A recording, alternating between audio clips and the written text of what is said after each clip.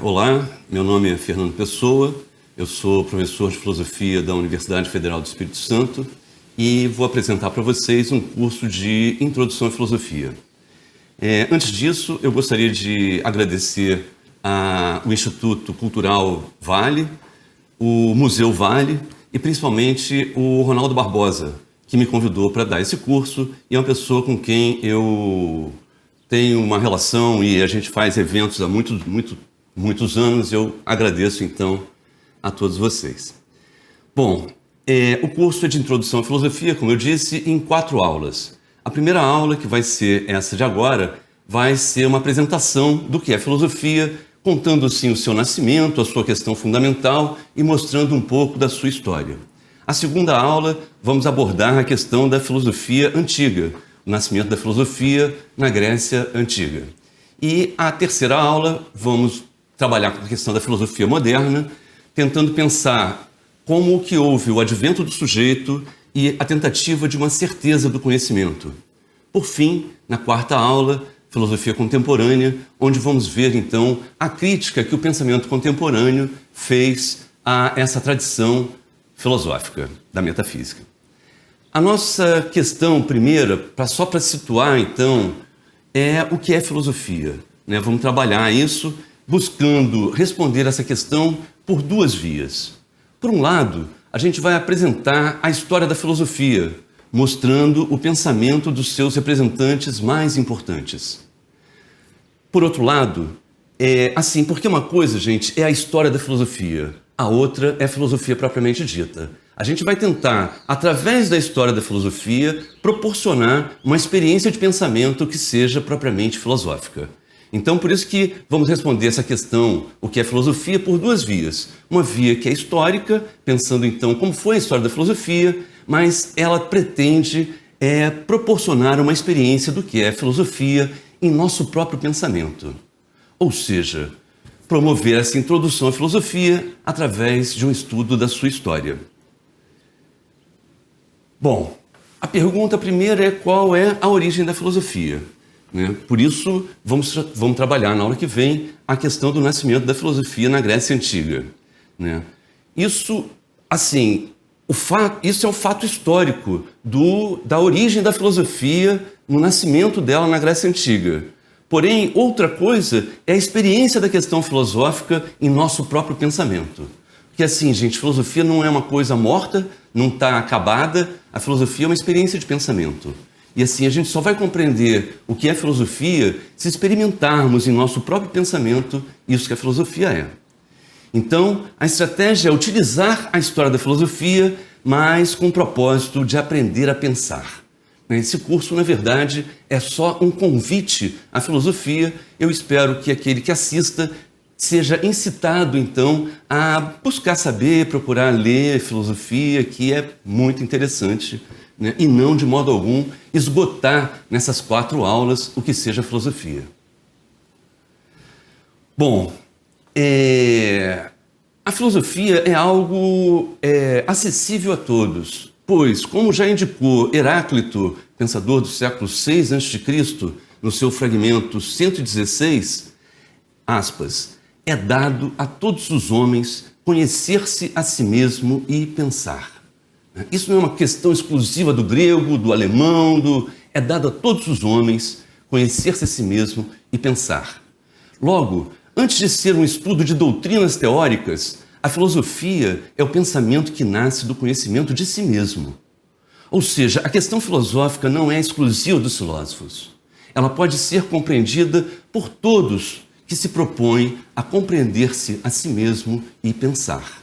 E esse aqui é o convite desse curso. Antes de fazer uma enciclopédia de diversas informações da filosofia, a gente vai tentar fazer uma experiência de pensamento que proporcione, talvez, a possibilidade de conhecer a si mesmo e pensar. Então, o propósito desse curso é esse, não é dar informações sobre as diversas doutrinas filosóficas, mas, através do estudo da história do pensamento ocidental, aprender a conhecer a si mesmo e pensar.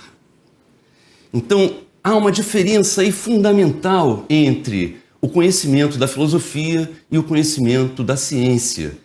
E por causa dessa diferença também, como que se ensina filosofia e como que se ensina ciência.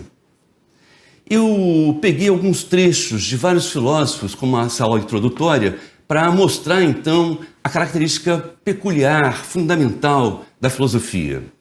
Vou começar com Platão. Eu peguei um trecho da Carta 7, uma carta muito famosa de Platão, onde ele diz, abre aspas, efetivamente não existe qualquer meio de reduzir o conhecimento da filosofia a fórmulas, como se fez nas outras ciências.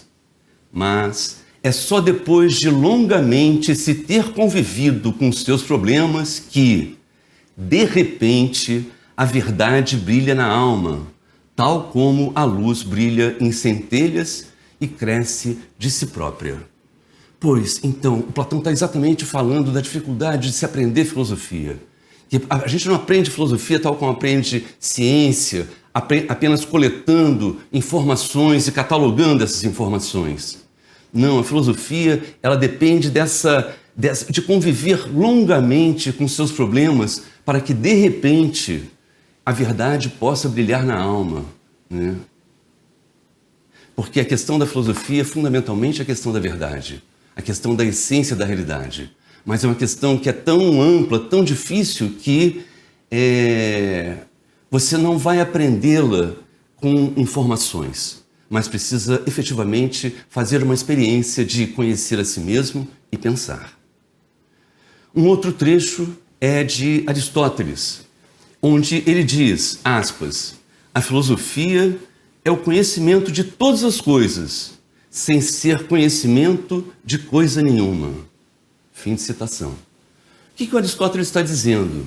Que assim, por exemplo, a geologia é a ciência da Terra, a cosmologia é a ciência do cosmos, do universo, a psicologia é a ciência da psique, ou seja, toda e qualquer ciência recorta o real numa área, numa região e vai estudar só essa região.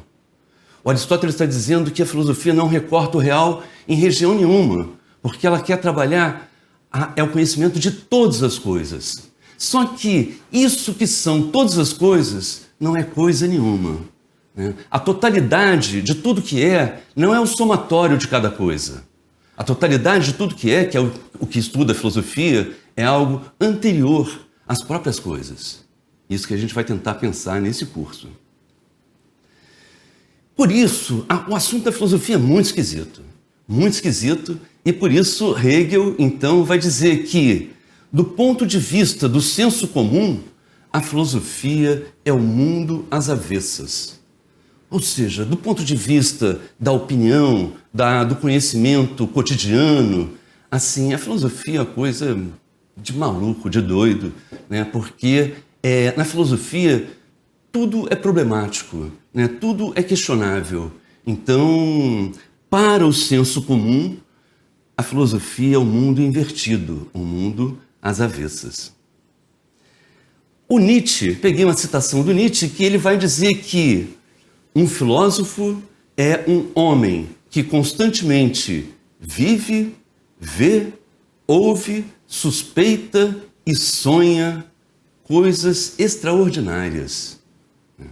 Então, é exatamente esse mundo às avessas é o fato de o filósofo não estar preocupado com o ordinário, né? Mas, pelo contrário, ele está querendo ver no ordinário isso que é o extraordinário, né? Por isso que o Nietzsche vai dizer que o filósofo é que ele não tem hora para fazer filosofia.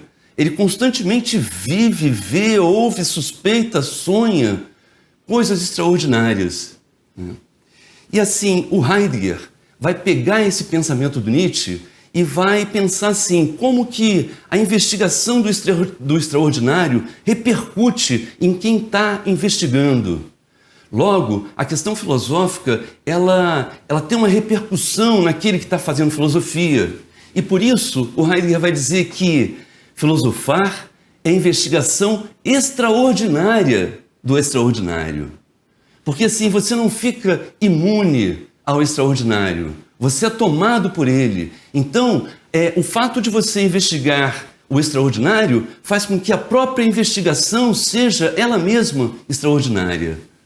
Isso é que é a grande diferença, talvez, da filosofia para as demais ciências.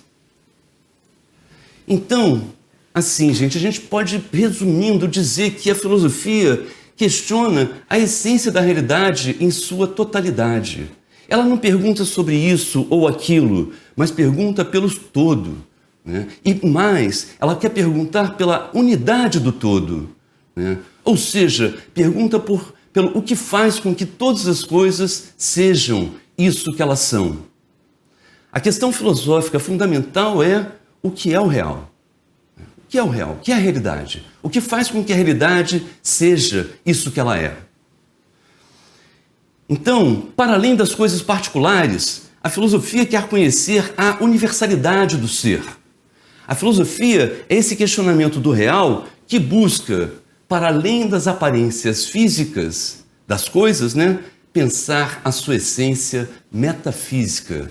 Daí a característica, né? A filosofia sempre foi chamada de metafísica. Metafísica é uma palavra que diz para além da física, porque exatamente isso que a filosofia investiga não é coisa nenhuma.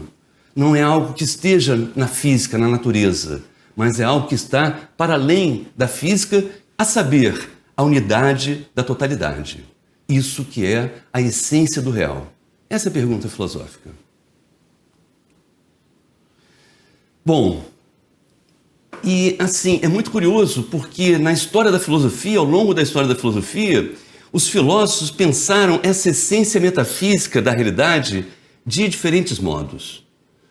Você vai ter na filosofia antiga, por exemplo, Heráclito, que vai pensar essa essência como fogo. Platão vai pensá-la como ideia, Aristóteles como substância. Na modernidade, você tem Descartes que vai pensar essa totalidade, essa unidade da totalidade como consciência. Kant já vai dizer que essa totalidade, essa unidade é a razão. E Hegel vai dizer que é o espírito. Já na filosofia contemporânea, Nietzsche vai chamar de vontade de poder. Heidegger vai tratar como sentido do ser. Sartre vai dizer que essa essência é a existência. E Deleuze vai dizer que é a diferença, não tem essência. Este saber que busca conhecer a essência do real tem o seu início na Grécia Antiga com a questão o que é. Gente, essa pergunta, o que é, ela é terrível, porque ela foi uma pergunta criada na Grécia Antiga e ela vai questionar exatamente a essência da coisa. Por exemplo, quando eu pergunto o que é copo, eu não estou querendo saber o que é este copo. Eu estou querendo saber o que faz com que todo e qualquer copo seja copo. Ou seja, a pergunta da filosofia, ela ultrapassa o sensível para perguntar aquilo que é a unidade da totalidade. Não o particular, mas o universal. A pergunta da filosofia é sempre pelo universal. Bom, essa pergunta então, que é terrível, né? O que é? Ela pergunta pela essência. Por exemplo, o que é o homem? Eu não quero saber o que é este ou aquele homem, mas o que faz com que todo homem seja homem. O que é o mundo? O que é tudo que é? Essa é a questão filosófica. Este curso nosso propõe colocar a questão o que é filosofia. A gente quer exatamente usar esse modo de questionar próprio da filosofia para perguntar exatamente o que ela é. O que é filosofia? Bom, a gente já disse, repito, o início histórico disso que veio se chamar filosofia se deu na Grécia Antiga, quando o homem se despertou para a possibilidade de pensar o que é a realidade, a fim de compreender o que faz as coisas serem isso que elas são. Bom, a partir desse início, a filosofia destinou todo o processo civilizatório do Ocidente, através dos seus desdobramentos em ciência, tecnologia e cibernética, etc. Em todos esses desdobramentos, o que está por trás é a questão filosófica, o que é. né? De algum modo, é esse interesse em não só lidar com a realidade, não só fazer coisas, mas pensar o que é a realidade, que vai promover o desenvolvimento do Ocidente nessa perspectiva científica tecnológica. Esse questionamento grego acerca da essência das coisas é um dos 3 legados fundamentais que constituíram os alicerces do Ocidente, né? O Ocidente, gente, tem um tripé que vai sustentar o Ocidente. São 3 heranças fundamentais. Uma é o racionalismo grego, né, com a pergunta pela essência das coisas. O outro é o imperialismo romano, porque assim, o Ocidente tem essa coisa herdada de Roma, que é de fazer império, colonizar, né, e dominar os outros povos. Isso é um legado dos romanos. E, por fim, o monoteísmo, que é um legado judaico-cristão, que também é fundamental. Então, assim, o Ocidente tem um tripé constituído pela razão grega, pelo imperialismo romano e pelo monoteísmo judaico-cristão. Por isso, a história do Ocidente consiste neste império monoteísta da razão, que, a partir da modernidade, dominou o mundo com a lógica metafísica de seus entendimentos, aniquilando toda a diferença e toda a diversidade de pensamento. Gente, se a gente for pensar, a partir da modernidade, o mundo se tornou europeu, o mundo se tornou filosófico, se tornou científico, no sentido de que todos os outros saberes, todas as outras formas de conhecimento foram relegadas, foram subestimadas, foram aniquiladas, muitas delas. E isso em todo o Ocidente, não só na Europa.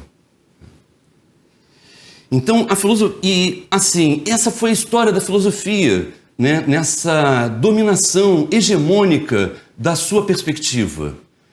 Pois a filosofia contemporânea, de algum modo, vai fazer uma crítica dessa história. Vai fazer uma crítica dessa história visando exatamente a superação da metafísica com a abertura de outros horizontes de pensamento, nos quais aparecem diferentes questões investigadas por diferentes abordagens. Então você tem na filosofia contemporânea surge o pensamento oriental, surge de algum modo retomado uma tentativa de um pensamento africano, enraizado na própria religião africana, surge outras possibilidades de pensamento investigadas por diversas abordagens, porque acaba então esse império do monoteísmo da razão e começa a entrar no horizonte da filosofia outras questões que até então eram abolidas. Por exemplo, a questão dos humores, a questão do corpo, a questão das emoções, etc.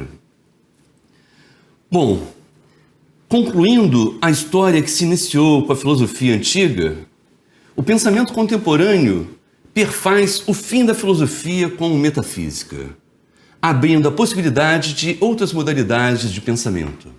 Gente, assim, esse fim da filosofia não significa só o término da filosofia, mas mais do que só o término da filosofia, significa a locupletação da filosofia. Isso que a filosofia, nos moldes platônicos, chega ao fim em Hegel. Por quê? Porque Hegel planificou a investigação platônica.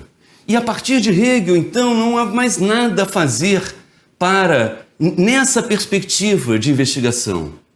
Por isso, então, logo em seguida, vem 2 grandes críticos do Hegel, né, 2 grandes críticos da história da filosofia, que é, por um lado, Nietzsche e, por outro, Kierkegaard, né, que vão, então, propor uma superação do platonismo, do hegelianismo. Bom, gente, assim, então, toda a filosofia contemporânea vai exatamente mostrar como que há, de algum modo, um equívoco fundamental na unidimensionalização da compreensão da realidade proposta pelo destino do Ocidente. E, assim, eu vou ler agora para vocês, então, uma citação do Heidegger, que ele vai exatamente falar desse perigo, né, desse perigo que se encontra no Ocidente e como que é possível a gente suportar, a gente não sucumbir nesse perigo. Ele diz, abre aspas, o perigo em que se encontra o coração sagrado dos povos do Ocidente não é aquele de um declínio. O perigo é de, na nossa própria desorientação, aceitarmos e cumprirmos a vontade da modernidade. Para que essa desgraça não aconteça, é preciso que nas próximas décadas, os que têm 30 e 40 anos aprendam a pensar essencialmente. Gente, qual é a vontade da modernidade? É fazer com que o homem se torne senhor e dono do universo, senhor e dono de todas as coisas. Essa é a pretensão, né, anunciada por Descartes e que vai ser depois amadurecida, até por isso o desdobramento em ciência e tecnologia, que é essa ambição do homem ter um controle incondicional de todas as coisas. E o Heidegger está dizendo, olha, esse é o perigo, esse é o risco da desmedida, o fato do homem do Ocidente estar querendo se tornar Deus. Ele, conforme Dostoiévski vai falar, o homem do Ocidente, o homem moderno, ele mata Deus para se colocar no lugar de Deus. Bom, então, gente, assim, para dar início à nossa introdução à filosofia propriamente dita, né, eu vou apresentar para vocês, então, esse início da filosofia que não é a sua origem. Como eu falei, o início da filosofia se deu na Grécia. A origem da filosofia se dá no nosso pensamento, né? A gente precisa experimentar isso que é o pensamento filosófico no nosso pensamento. Como? Conhecendo a si mesmo, né? E só desse modo que a gente vai compreender o que é filosofia. Não adianta a gente só estudar a história da filosofia, mas é importante a gente estudar a história da filosofia. Bom, na Grécia Antiga houve condições históricas peculiares para o nascimento da filosofia. Isso que a gente chama de Grécia Antiga tem o seu início com a entrada do povo micênico no Mediterrâneo por volta de 1600 a.C., o rei Minos, né? E por isso, então, vai ser chamada a Era Micênica, também conhecida como a Idade do Bronze, né? Foi na Era Micênica, na Idade do Bronze, que houve a Guerra de Troia, por exemplo, né? Que Homero vai nos relatar. Esse povo minoico, né? Esse do rei Minos, da Era Micênica, eles tinham uma forte influência do Oriente. E por isso, a vida social deles se organizava em cidades, em torno do palácio, tendo o rei o poder divino sobre tudo e sobre todos. O rei é uma figura onipotente que organiza toda a vida política, social, religiosa, econômica, tudo. Ou seja, na Era Micênica, o poder era completamente centralizado no seu rei. E os micênicos, então, eram um povo subordinado a uma hierarquia rígida que tinha a onipotência divina no seu topo e eles obedeciam o rei como se fosse um deus. Pois, essa Era Micênica vai terminar por volta de 1200 a.C., com a invasão dos dóricos no Mediterrâneo. Os dóricos eram um povo bárbaro que invadiram... Bárbaro, não existia nem essa palavra. Bárbaro vem do grego, que é o babalogoi, ou seja, aquele que não fala grego, que fala alguma coisa que eu não entendo. Então ele fala bababababá, e por isso então todo aquele que não é grego era bárbaro. Mas isso foi posterior. Agora a gente está ainda na formação do mundo grego com a invasão dos dóricos, né, que dominaram então o Mediterrâneo e a derrocada do povo micênico. Tem um historiador do mundo grego muito conhecido, chamado Jean-Pierre Vernant, que tem um livro chamado As Origens do Pensamento Grego, onde ele diz, eu vou ler a seguinte citação: quando, no século XII antes da nossa era, o poder micênico desaba sob o ímpeto das tribos dóricas, que irrompem na Grécia continental não é uma simples dinastia sucumbindo no incêndio que assola alternadamente Pilos e Micenas. É um tipo de realeza que se encontra para sempre destruída. Toda uma forma de vida social centralizada em torno do palácio que é definitivamente abolida. Um personagem, o rei divino, que desaparece do horizonte grego.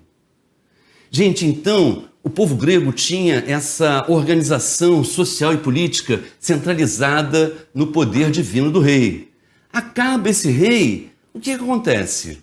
Vai se transformar completamente a estrutura, tanto a estrutura política quanto a estrutura social, religiosa da Grécia, né?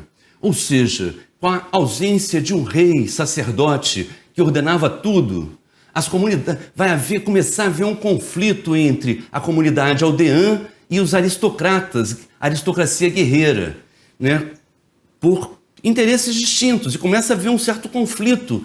E eles, após um primeiro momento desse conflito, eles vão logo descobrir a necessidade de haver reflexões éticas, ou seja, discussões políticas que vão constituir as primeiras formas de isso que o grego vai chamar de sofia, né? Logo, assim, então isso, gente, é o começo do que vai ser chamado de ágoras, que são os diálogos públicos entre os cidadãos da polis para decidir o que fazer em todos os aspectos, né? Por isso, logo a sofia, ou seja, a sabedoria, passou a ser a virtude que mais dignificava o homem, o que havia de mais importante para o grego, pois era através dela, da sabedoria, que eles resolviam seus conflitos em praça pública. Não havia um regente, um poder centralizado, aquele que dava a ordem então e todos obedeciam. Não, havia algum problema, iam todos os cidadãos para a praça pública e conversavam entre si como resolver esse problema. Então, nesse exercício de conversar entre si na praça pública, a questão da sabedoria começou a ser muito importante. E, mais do que a sabedoria, a arte de falar bem, né? Porque então essa disputa das decisões políticas promoveu o exercício do discurso, né? Promoveu o aprender a arte de falar bem, de persuadir o ouvinte a concordar com o que você diz. Porque então o negócio é esse, né? Você vai discutir em praça pública, você quer persuadir aqueles que estão ouvindo de que sua ideia é melhor do que a do outro, né? Logo, essa arte de aprender a falar bem, né, a arte da retórica, começou a ser muito importante na Grécia, né? E assim, ao se despertar para a importância do discurso, o grego fez então da sua linguagem a sua divindade mais importante. A linguagem, sem dúvida nenhuma, a linguagem grega é o seu tesouro mais valioso. O Nietzsche que vai dizer isso. O Nietzsche vai dizer que o tesouro mais valioso da Grécia Antiga não vai ser encontrado por nenhum arqueólogo, porque ele está escondido nos textos gregos. Então, essas discussões públicas nas ágoras despertou nos gregos uma arte do discurso, que se proliferou nas mais diversas modalidades. Gente, é impressionante. Na Grécia, então, vai surgir isso que é filosofia, poesia, política, retórica, sofística, matemática, geometria, física, teatro. É uma proliferação de discursos dos mais variados possíveis. Por quê? Porque o grego vai exatamente fazer da linguagem a sua divindade maior. E com isso, o que vai haver na Grécia? Vai haver um cultivo público da sabedoria. Isso que é um barato, assim, que então a sabedoria não é uma coisa exclusiva para aqueles que estudavam, para os filósofos. Não, há um cultivo público da sabedoria. Todo grego admira e quer ser sábio, né? Isso que é o mais impressionante do povo grego, que é essa democratização da sabedoria. Há um verdadeiro cultivo público da sabedoria. Bom, e um dos mais importantes desses sábios gregos foi o poeta Homero, autor de duas epopeias que educaram todo o povo grego, formando a sua identidade, a Ilíada e a Odisseia. Platão, séculos depois, vai afirmar que Homero é o grande educador da Grécia. Por quê, gente? Assim, Homero, ao escrever a Ilíada e a Odisseia, que na verdade ele não escreveu, era tudo de cor, mas assim, a coisa era tão impressionante que todos sabiam de cor a Ilíada e a Odisseia. E Homero vai criar, então, uma nova divindade, que são os deuses olímpicos. E os deuses olímpicos é governado por Zeus, portador do raio. O Zeus, digamos assim, ele tem um apetite sexual bastante voraz. Por isso, ele fica do alto do Olimpo, olhando as deusas e rainhas por ali, pela Grécia, por essa região, e vai lá e fecunda essa deusa ou essa rainha. E o que acontece? Esse povo local que prestava homenagem para essa deusa ou para essa rainha local, começa a prestar homenagem também para os deuses olímpicos, à medida em que ela tem um filho com Zeus. Então Zeus, como vocês podem ver aí no mapa, através de Homero, Homero vai unificar toda essa Magna Grécia, toda essa região que está aí em abóbora no mapa, graças aos deuses olímpicos. Né? A leitura da Ilíada e da Odisseia, que eram recitadas de cor em concursos, em festivais poéticos, né? Todos eles conheciam. E assim, Homero então vai apresentar uma nova perspectiva da antiga mitologia grega. Né? Esses novos deuses, governados por Zeus, que é o deus do raio, da luminosidade, eles são luminosos. Primeiro, eles possuem formas humanas, o que é fundamental para familiarizar com esses deuses. É diferente de, por exemplo, Cronos, Urano, que é o céu, Gaia, que é a terra. Esses deuses antigos da Grécia, eles não são antropomorfizados, não têm formas humanas. Já os deuses olímpicos ganham formas humanas, o que confere uma familiaridade, uma proximidade muito maior com eles. Né? Não há mais no mundo olímpico os terríveis monstros de outrora. Né? Extinguiu-se o horror das criaturas repugnantes, como por exemplo a Medusa, as Erínneas, o Minotauro, né? Todos esses animais estranhos, essas criaturas repugnantes, não vai mais existir nos novos deuses. Aboliu-se também a magia das fórmulas secretas e, por fim, abriu-se os templos. Como vocês podem ver aí, um templo era de Micenas, que então é uma caverna fechada, onde só tem acesso o rei e os sacerdotes.